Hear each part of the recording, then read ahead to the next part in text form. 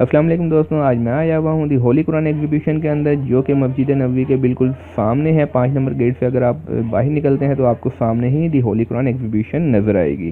اس کے اندر جانے کا کوئی ٹکٹ نہیں ہے۔ اندر کیا کیا چیزیں ہیں، ہمارے ساتھ رہیے گا۔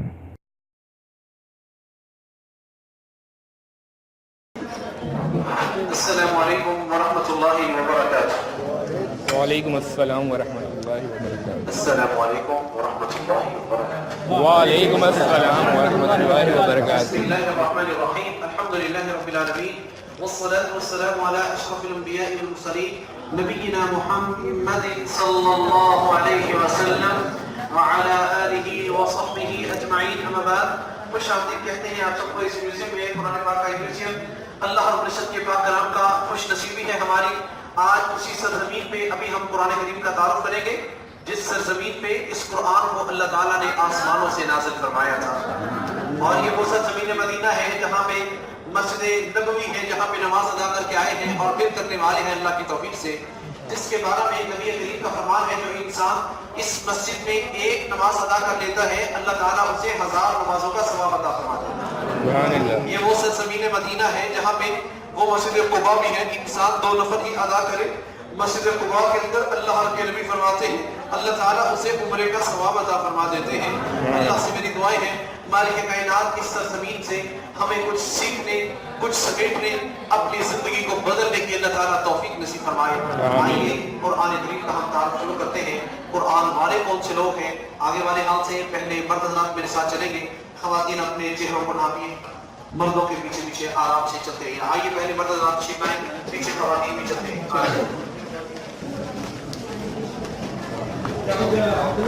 چاؤ چاؤ۔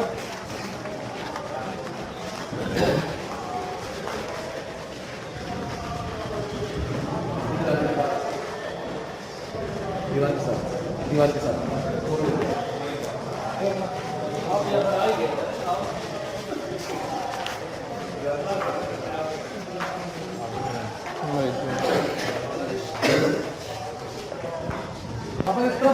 آئیے نبی کریم کے فرمان سے ہم بات کو شروع کرتے ہیں۔ پیارے نبی کا بار بار نام ہماری گفتگو میں آئے گا، بڑی محبت سے آپ بولیں گے، ذرا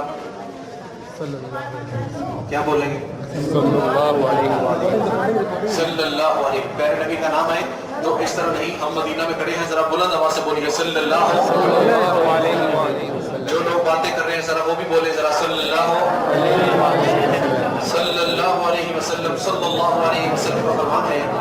پیارے نبی فرماتے ہیں اس کائنات میں کچھ ایسے لوگ ہمارے درمیان موجود ہیں جن کے بارے میں اللہ تعالیٰ فرماتا ہے یہ میرے خاص بندے ہیں، یہ میرے خاص بندے ہیں، خاص لوگ ہیں۔ صحابہ اکرام نے عرض کیا اے اللہ کے رسول، یہ کون سے خوش نصیب ہیں؟ نبی کریم صلی اللہ علیہ وسلم نے فرمایا ہم اہل القرآن، یہ قرآن والے خوش نصیب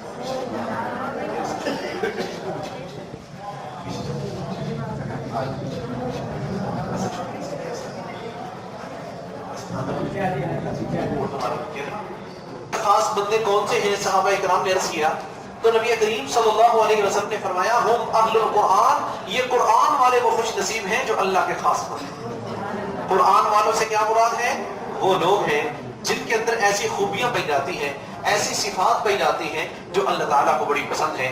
یاد رکھیے ان کی پہلی خوبی یہ ہے، قرآن والوں کی پہلی نشانی یہ ہے، دنیا میں جب بھی قرآن پڑھا جاتا ہے یہ لوگ اپنی باتیں چھوڑ کر، اپنے کام چھوڑ کر اللہ کے قرآن کی تلاوتیں سننا شروع کر دیتے ہیں، جیسا کہ قرآن کریم کے اندر اللہ تعالیٰ ان کا تذکرہ فرماتا ہے اعوذ باللہ من الشیطان الرجیم، بسم اللہ الرحمن الرحیم، وَإِذَا قُرِئَ الْقُرْآنُ فَاسْتَمِعُوا لَهُ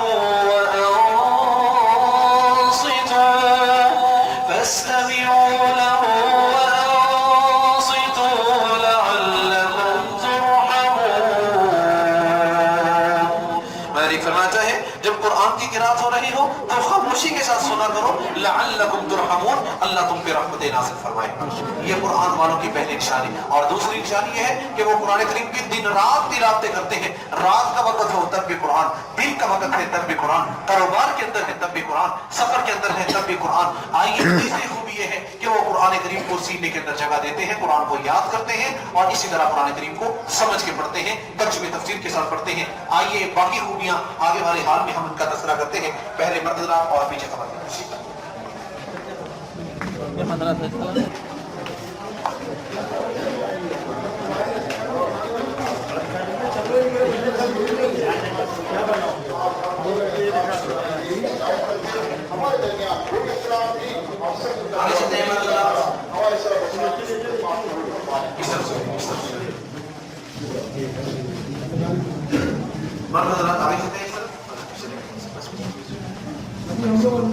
لیڈیز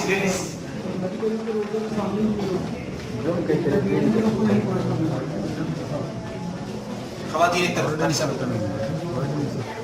خواتین ادھر آ جائیں. لیڈیز تھوڑا سا پیچھے رہے تھوڑا سا ہم بھی دیکھ لیتے ہیں. ہم نے بھی دیکھ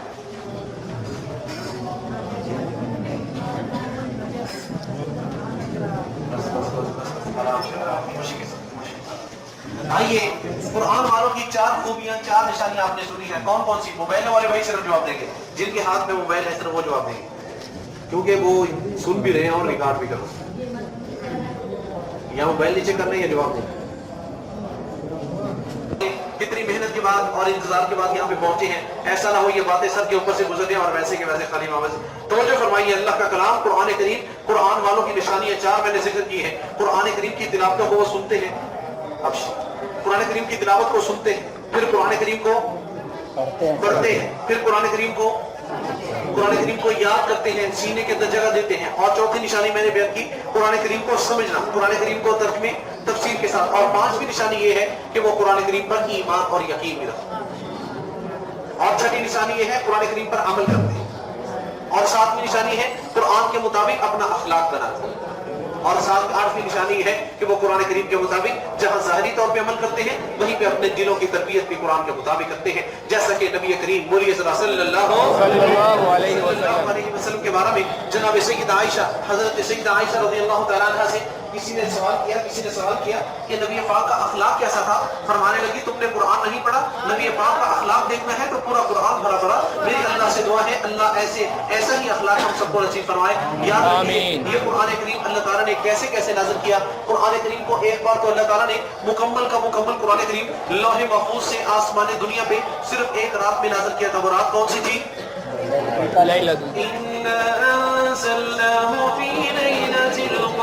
وما أدراك ما ليلة القدر ليلة القدر خير من 1000 شهر تنزل الملائكة والروح فيها بإذن ربهم من كل أمر سلام هي حتى مطلع الفجر. اللہ رب العزت نے ایک رات میں لوح محفوظ سے آسمان دنیا پر اور پھر آسمان دنیا سے نبی کریم صلی اللہ علیہ وسلم پر تقریباً 23 برسوں میں 23 سالوں میں قرآن کریم کو اتارا. 13 سال مکہ والے، 10 مدینہ والے. اور جب بھی قرآن کریم نازل ہوتا تھا صحابہ کرام قرآن کریم لکھا کرتے تھے ایک ایک آیت کس موقع پہ کب نازل ہوئی. چنانچہ سب سے پہلے جناب سیدنا ابو بکر صدیق، سب بولیے ذرا رضی اللہ تعالیٰ عنہ، وہ پہلے صحابی رسول ہیں جنہوں نے سب سے پہلے قرآن کریم کو ایک جگہ کتابی شکل میں جمع کیا تھا. اور وہی قرآن کریم جناب سیدنا عمر فاروق رضی اللہ تعالیٰ عنہ کے پاس رہا. اور وہی قرآن کریم جناب سیدنا عثمان بن عفان رضی اللہ تعالیٰ عنہ کے پاس رہا. اور انہوں نے قرآن کریم کے اور بھی نسخے اپنے دور خلافت میں لکھوائے اور لکھوا کر کے کئی ملکوں اور علاقوں میں تقسیم کر دیے. تو کہا جاتا ہے آج کے اس دور کے اندر بھی کچھ ایسے قرآن کریم موجود ہیں جو جناب عثمان کی طرف منسوخ کیے جاتے ہیں. ایک مصر کے شہر قاہرہ کے اندر، اور دوسرا ترکی کے شہر استنبول کے اندر، اور تیسرا قرآن کریم ازبکستان کے اندر موجود ہے جو قرآن کریم ترکی کے شہر استنبول اور استنبول کے ایک میوزیم طوب کعبہ کے اندر موجود ہے. اسی کی فوٹو کاپی آج مدینہ منورہ میں ہمارے سامنے. یہ اس قرآن کریم کی فوٹو کاپی ہے جو جناب سیدنا عثمان بن عفان رضی اللہ تعالیٰ عنہ کی طرف منسوب کیا جاتا ہے، ان کی طرف نسبت کی جاتی ہے، شہرت ہے، مشہور ایسے ہے، حقیقت کا علم تو اللہ کے پاس ہے، کیا یہ اسی دور سے چلا آ رہا ہے یا یہ وہ نہیں ہے، مشہور ایسے ہے، لیکن ایک بات تو پکی ہے، بولیے اس قرآن کو نازل کر کے اس کی حفاظت کرنے والا کون ہے؟ اللہ تعالیٰ نے چونکہ اس کی حفاظت کی خود ذمہ داری اٹھائی تھی، مالک فرماتا ہے ہی اس قرآن کو نازل کرنے والے اور ہم ہی اس قرآن کی حفاظت کرنے والے ہیں۔ قرآن کریم کی یہ تو صحابہ کرام کی محنت کی طرف اشارہ ہے، بعد میں اس قرآن کی کیسے کیسے لوگوں نے خدمتیں کی ہیں، آئیے آگے چل کے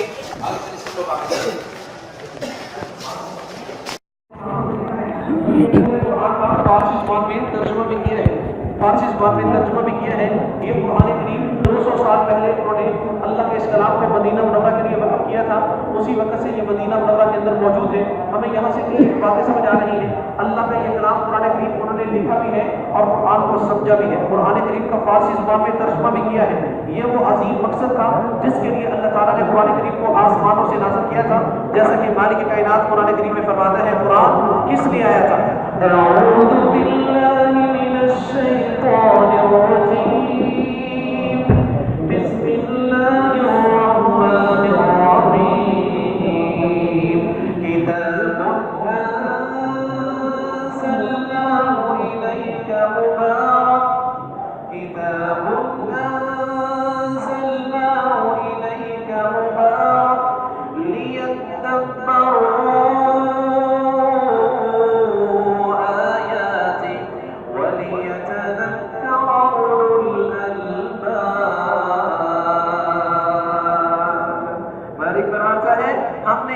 لیدبروا اے پیارے نبی صلی اللہ علیہ وسلم، اے میرے نبی آپ کی طرف ہم نے اس کلام کو نازل کیا ہے، بڑی اللہ نے اس میں برکات رکھی ہے، بڑی برکت والی کلام ہے، لیکن اس کی برکتیں اپنے گھروں میں رکھنے کے ساتھ حاصل نہیں ہوگی، اپنے گلے میں لٹکانے کے ساتھ حاصل نہیں ہوگی۔ یہ قرآن بڑی برکت والی ہے، لیکن یہ کتاب بڑی برکت والی ہے، لیکن یہ برکات کب نازل ہوگی؟ لیدبروا آیاتہ، جہاں پہ لوگ اس قرآن کو پڑھیں گے بھی، اس قرآن کو سمجھیں گے، اس قرآن پر غور و فکر کریں گے، ایسے لوگوں کے لیے اللہ برکات کے دروازے کھول دیتا ہے۔ میری اللہ سے دعا ہے اللہ ہم سب کو قرآن سمجھنے کی توفیق عطا فرمائے، آمین۔ یہاں سے بھی یہ بھی بات سمجھ آتی ہے، لکھنے والے نے قرآن کو لکھا ہے، وہ کہاں سے اس کا تعلق ہے، کس بولی سے ہے، کس علاقے سے ہے۔